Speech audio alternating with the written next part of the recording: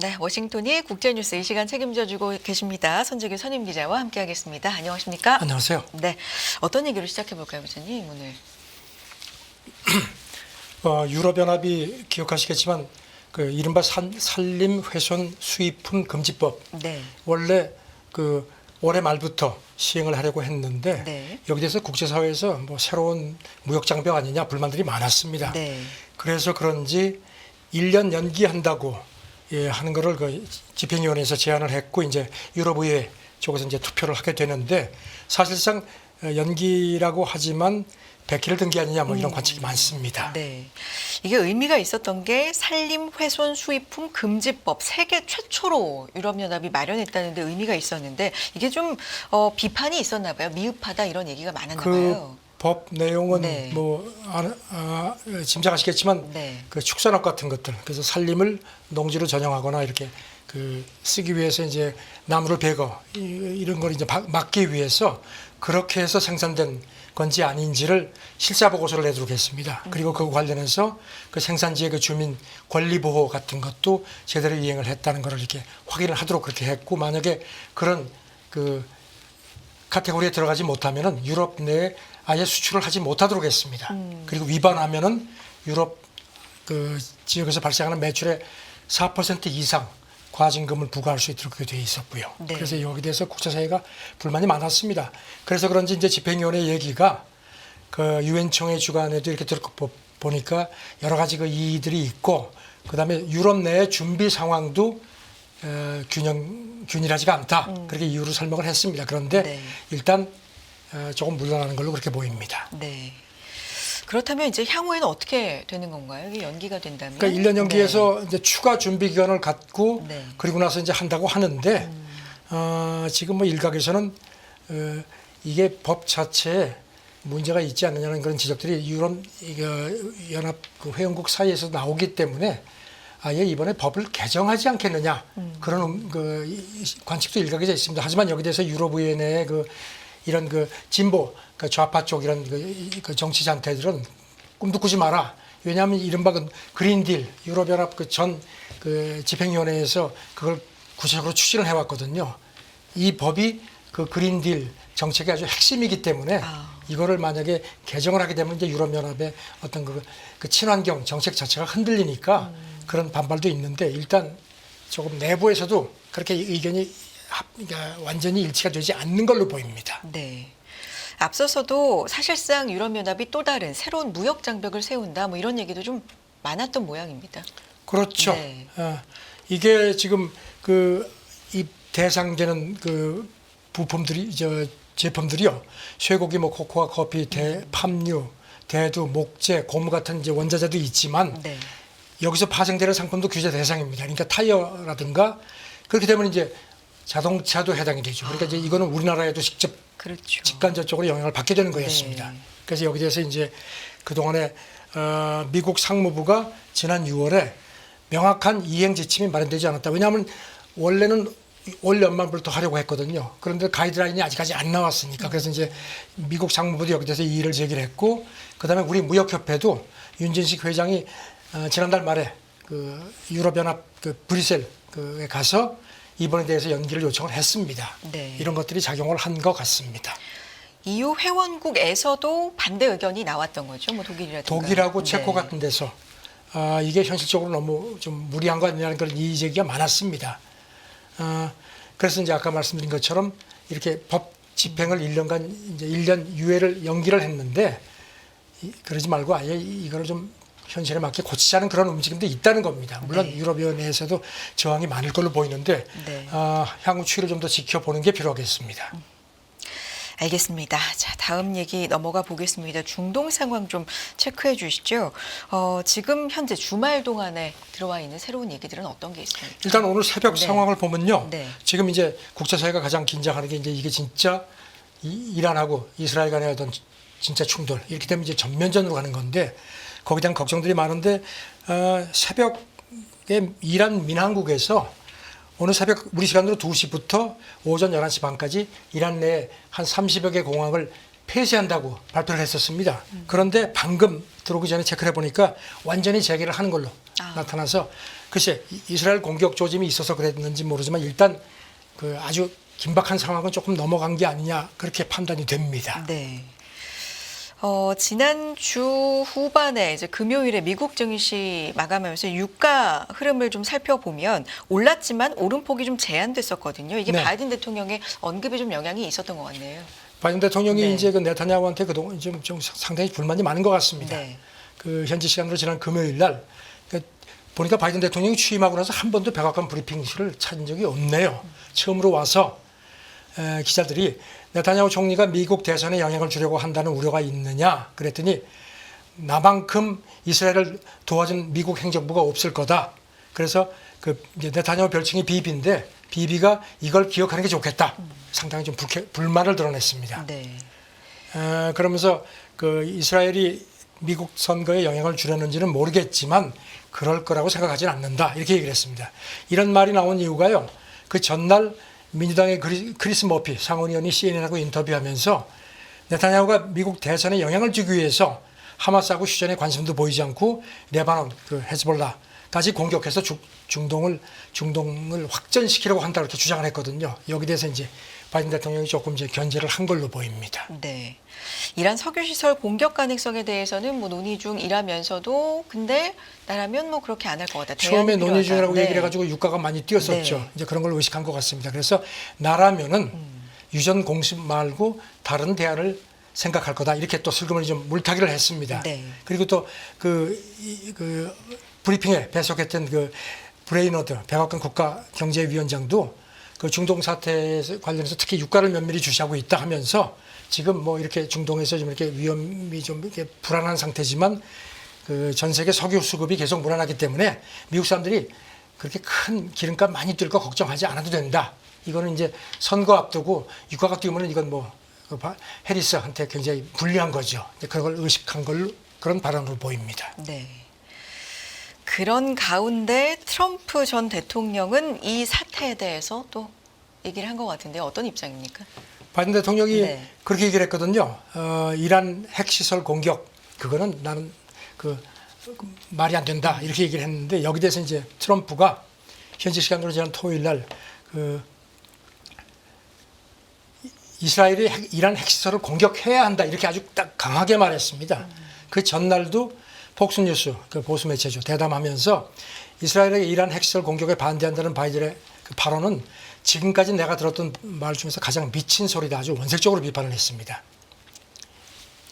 이스라엘을 지지한다. 그런데 핵시설을 겨냥한 공격에는 반대한다. 이게 바이든 대통령의 이제 그렇죠. 얘기인데 그거에 해리스도 굉장히 그래서 그런지 네. 지금 이 사실 이스라엘의 이거 이란 공격 이거는 지금 백악관으로서 상당히 골치 아픈 것 같습니다. 해리스도 기자들이 이걸 물어보니까 네. 이 부분에 대해서는 뭐라고 얘기 안 했습니다. 이스라엘의 자위권을 지지한다는 얘기만 합니다. 네. 트럼프 얘기는 이겁니다. 바이든이 그렇게 말하는 것은 군 통수권자로서 적절하지 않은 발언이다. 그러면서 지금 미국에 대한 가장 큰 위협이 핵인데 지금 이 상태로 놔두면 이란이 조만간 핵무기를 갖게 된다. 그러면 우리가 앞으로 더 큰 문제를 마주치게 될 거라고 이렇게 이제 자기 논리를 뒷받침했습니다. 네. 그러면서 내가 대통령이었으면 이란이 이스라엘 향해서 미사일 공격조차 못했을 거다. 또 이렇게 덧붙였습니다. 네. 미국 측하고는 지금 어떻게 얘기를 좀 소통을 하면서 중동 사태가 일어나고 있는 겁니까? 그러니까 어떤 지금 이제 상황이에요? 이스라엘이 네. 이게 미국이 지금 통제가 잘 안 되는 것 같습니다. CNN이 전한 걸 보면 미국 네. 고위 당국자라고 이제 인용을 해서요. 이 사람이 이렇게 얘기를 했다는 겁니다. 지금 우리는 힘과 함께 어느 정도의 지혜를 볼 수 있길 그러니까 이제 이스라엘 네타냐후를 의미한 거죠. 기대하고 희망하는데 알다시피 보장된 건 없다. 그러니까 이스라엘이 핵 공격은 하지 않겠다는 것을 확답하지 않았다는 그 취지로 발언을 한 걸로 그렇게 CNN이 보도를 했습니다. 네. 그리고 또 그 바라크 전 이스라엘 총리도 영국 가디언하고 회견하면서 이스라엘 내부에도 이렇게 이란이 우리를 핵 미사일까지 쏴서 공격을 하는데 가만히 있으면 안 된다. 이 기회에 핵 시설도 공격하자 이런 견해가 있다는 겁니다. 그래서 이 바라크 전 총리 얘기는 이것 때문에 이란 핵 프로그램과 관련된 군사 목표를 상징적으로라도 공격할 가능성이 자기는 있다고 본다고 이렇게 또 지적을 했습니다. 알겠습니다. 미국 대선 상황 얘기를 좀 해볼까요? 이제 정말 한 달도 안 남은 한 달도 채 안 상황인데, 남았죠. 네, 한 달이 채 안 남은 이 상황에서도 굉장히 좀 박빙이다 이런 얘기들 나오니까요. 어떤 상황입니까? 저는 뭐 여론조사 추이를 네. 좀 진부하긴 하지만 계속 전해드릴 수밖에 없는 게 네. 지금 뭐 굉장히 뭐 박빙 상황입니다. 일단 그 미국 공영방송 NPR하고 PBS가 가장 최근에 조사해서 이제 발표를 했는데요. 전국 지지율은 해리스가 계속 앞선 걸로 돼 있습니다. 물론 오차 범위 아닙니다. 그리고 이제 조금 더 세부적으로 보면요. 조사 대상자 중에서 등록 유권자를 이제 한정해서 보면은 50%가 해리스, 47%는 트럼프. 그리고 이것도 3%포인트 해리스가 앞섰는데 역시 오차 범위 아닙니다. 네. 그다음에 이제 적극 투표 의향을 가진 요게 좀 주목되는데요. 무당파 응답자군에서는 트럼프가 50대 46으로 오차 범위를 조금 벗어나서 앞선 걸로 좀 나타났습니다. 네. 이게 성별, 인종 뭐 이런 이 차이도 있습니까? 간격은 뭐 거듭 네. 확인됐습니다. 남자 같은 경우는 뭐 트럼프가 57대 41 아주 압도적으로 앞서고요. 네. 여성 같은 경우는 해리스가 58대 40 역시 해리스가 여성에서는 완연히 앞서는 추이가 이어지고 있습니다. 그다음에 백인 적극 투표층은 트럼프가 53대 45 이것도 오차범위 바뀌고 그다음에 유색인종 적극 투표층은 해리스가 60대 39 이것도 완연히 그러니까 백인 쪽은 트럼프, 유색인종은 해리스, 그다음에 남성은 트럼프, 여성은 해리스 확연하게 네. 거듭 확인됐습니다. 투표 방식별로도 조사가 있죠. 일단 우편이나 부자다 투표 쪽에서는 해리스가 압도적으로 지지를 받는 걸로 되어 있고 대선 당일 투표하겠다는 투표층은 한 58%가 트럼프를 지지하는 걸로 되어 있고요. 그리고 이제 여기 또 한 가지 덧붙여서 투표 사기 문제. 그러니까 한 유권자가 뭐 여러 번 투표하거나 뭐 다른 사람 사칭해서 투표하는 그런 경우. 미국 같은 경우는 이런 게 일어나는 모양입니다. 이런 경우에 58%가 올해 대선도 이 투표 사기 걱정된다는 얘기를 했는데 공화당 유권자는 86% 훨씬 더 걱정이 많습니다. 그리고 민주당 유권자 같은 경우 33%, 무당파도 한 55%. 그러니까 공화당 쪽에서 또 어떤 그 투표 시비 문제에 대한 그런 그 생각들이 많은 걸로 그렇게 조사가 됐습니다. 네. 트럼프 대 이제 바이든일 때는 상대적으로 바이든 대통령이 고령이었는데 네. 이제 해리스 부통령으로 후보가 교체되고 나서는 상대적으로 또 트럼프 전 대통령이 고령이니까요. 이 얘기가 또 있다면서요. 어떻게 보면 누워서 네. 침뱉기 격이 된 셈인데요.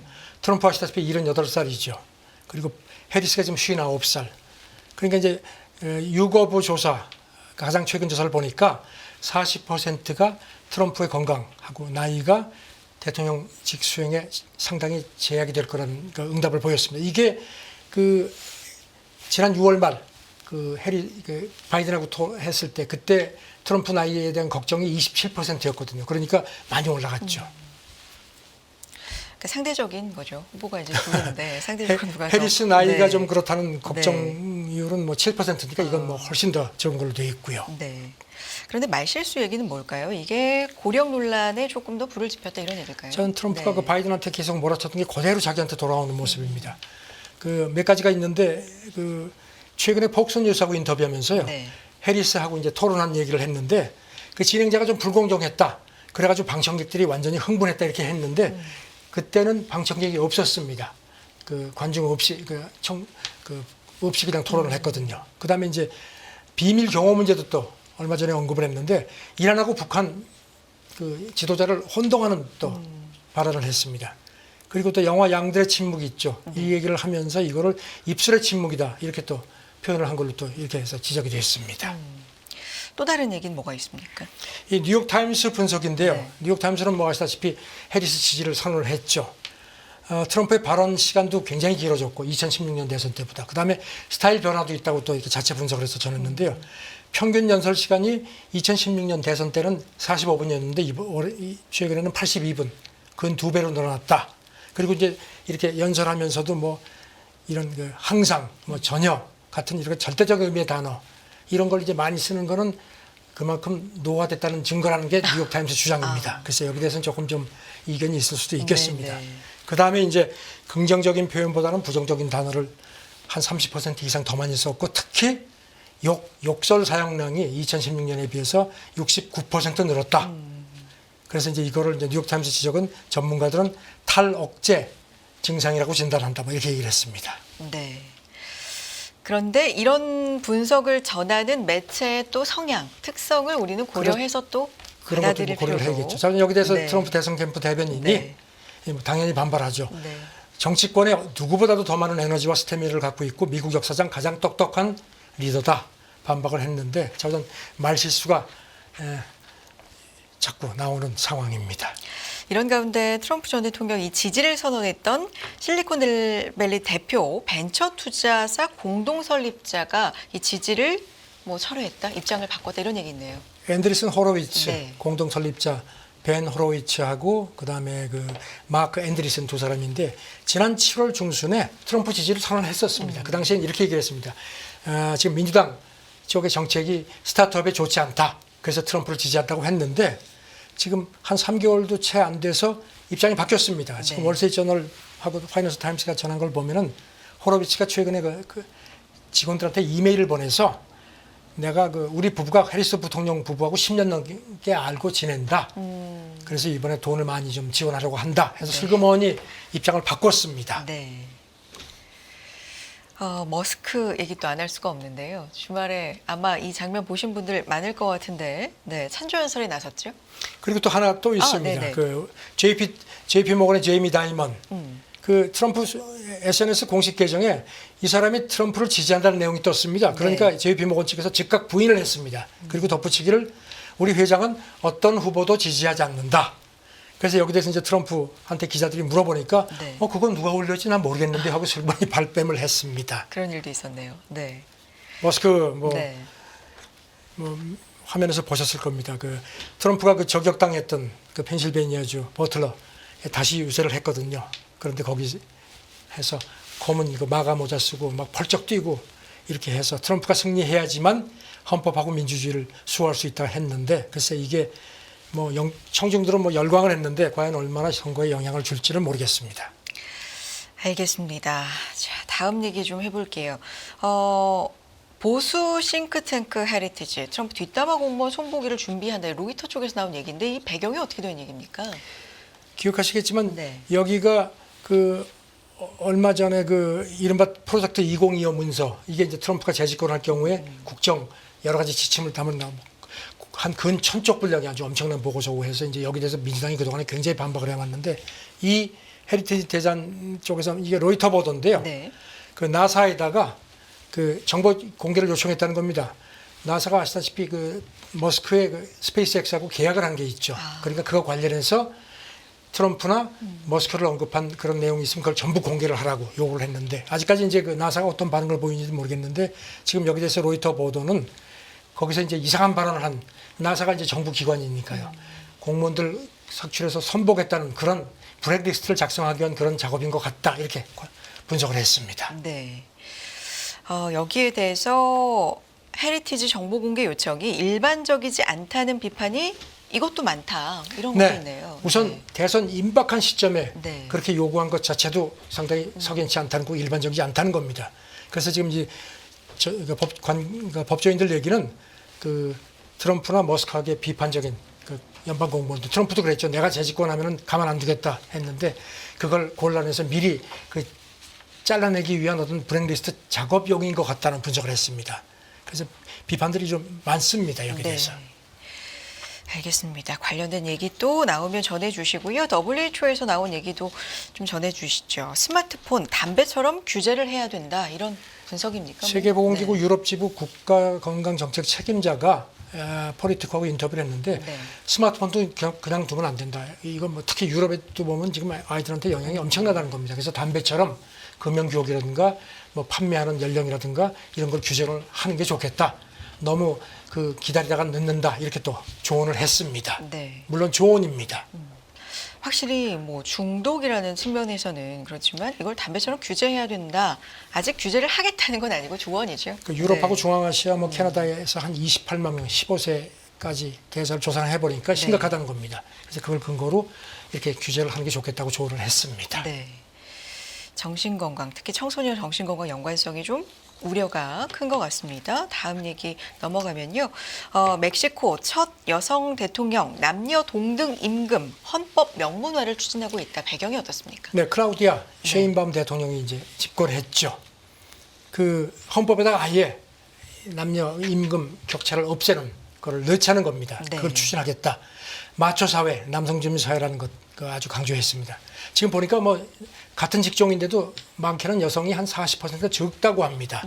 그래서 이런 거를 깨야 된다 해가지고 이제 추진하겠다고 얘기를 하고 이제 최저임금도 지금 뭐 올려야 된다는 얘기도 하고 하는데 글쎄요 이런 데 대한 어떤 그 재계 쪽에서 어떤 식의 그 반응이 나올지 모르겠습니다. 네. 지금 멕시코가 지금 뭐 상당히 경제가 많이 이제 특히 그 니어쇼어링 미국 덕택에 그런데 이게 이제 그 깔려 있는 게 최저 아주 임금이 엄청나게 낮다는 겁니다. 그래서 그걸 근본적으로 개정을 하겠다는 게 이 셰인바움 대통령의 포부입니다.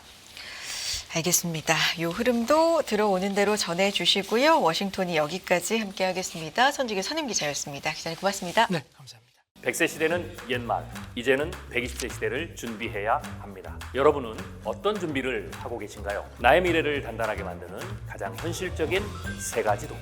세 가지 도구가 준비된 자만이 더 나은 미래의 주인이 될 수 있습니다. 흔들리지 않는 미래를 위한 인생 전략. 지금 만나보세요.